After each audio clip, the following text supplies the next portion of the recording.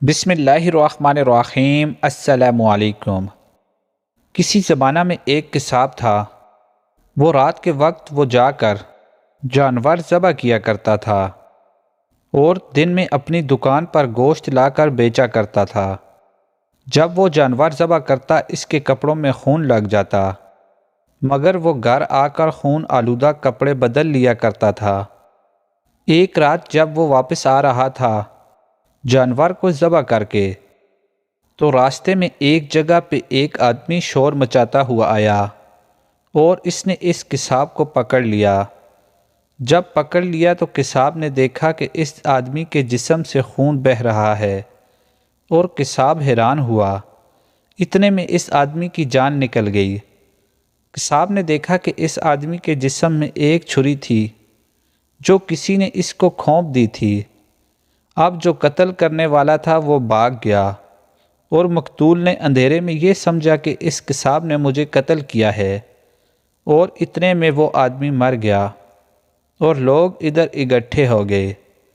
اب لوگوں نے اس قصاب کو بھی دیکھا، مقتول کو بھی دیکھا، اور قصاب کے کپڑوں میں جو خون لگا تھا وہ بھی دیکھا، تو لوگوں نے قصاب کو پکڑ لیا۔ تم نے اس آدمی کو قتل کیا ہے، اور قاضی کے پاس لے گئے۔ قصاب پر مقدمہ چلا۔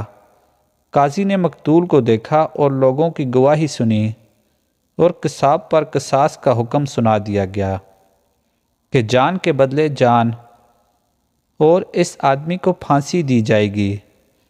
جب قصاب کو مجمع میں پھانسی کے لیے لایا گیا تو اس کی آنکھوں سے آنسو نکل رہے تھے، اور جو لانے والا پولیس افسر تھا اس نے کہا، تم کیوں رو رہے ہو؟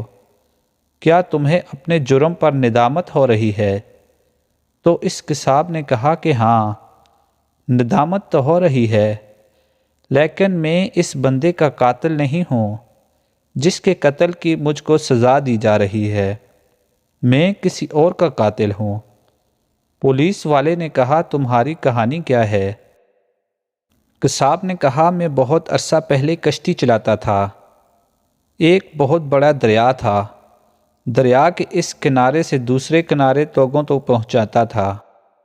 ایک دن ایک عورت اور ایک لڑکی میری کشتی میں سوار ہوئی۔ میں نے لڑکی کو دیکھا، وہ بہت خوبصورت تھی، چاند کا ٹکڑا تھی۔ میرا دل لڑکی پر فریفتہ ہو گیا۔ میں نے لڑکی کو اشارے سے بات کی اور اس لڑکی نے بھی مجھ سے اشارے میں بات کی، یہاں تک ہم میں ایک تعلق بن گیا۔ لڑکی نے کہا، میں نکاح کے بغیر تمہارے پاس نہیں آ سکتی، لہٰذا تم کو مجھ سے محبت ہے تو میرے ماں باپ سے رشتے کی بات کرو۔ میں نے اس کے باپ سے رشتے کی بات کی تو اس نے کہا، میری بیٹی خوبصورت ہے، نیک ہے، تمہارے پاس نہ علم ہے نہ کوئی نیکی ہے، تم میں بہت خامیاں ہیں، لہٰذا میں اپنی بچی کا رشتہ تم سے نہیں کر سکتا۔ میں بہت مایوس ہوا اور میرے 2 سال گزر گئے۔ ایک دن میں کشتی چلا رہا تھا، ایک عورت کشتی میں سوار ہوئی، اس کے ساتھ اس کا ایک بچہ بھی تھا۔ میں نے غور سے دیکھا تو یہ وہی لڑکی تھی جس سے میں محبت کرتا تھا، جس کے پیار میں نے 2 سال غم میں گزار دیے۔ میں نے اس سے باتیں کرنا شروع کر دی۔ اس نے کہا، دیکھو میں تم سے بات نہیں کر سکتی، میری شادی ہو گئی ہے، اب میرا خاوند بھی ہے اور یہ میرا بیٹا ہے، میں کسی کی امانت ہوں، خیانت نہیں کر سکتی، تم مجھ سے بات نہ کرو۔ میں نے اس کو بہت باتوں سے مائل کرنا چاہا، مگر وہ بت بن کے بیٹھی رہی، کوئی جواب نہ دیا۔ میرے دل میں گناہ کا خیال آیا اور میں نے اس سے کہا، میرے قریب آؤ، مجھے اپنی خواہش پوری کرنے دو۔ اس نے کہا، تم اللہ سے ڈرو، میں کسی کی امانت ہوں، میں ایسا نہیں کر سکتی، مگر میرے اوپر درندگی سوار تھی۔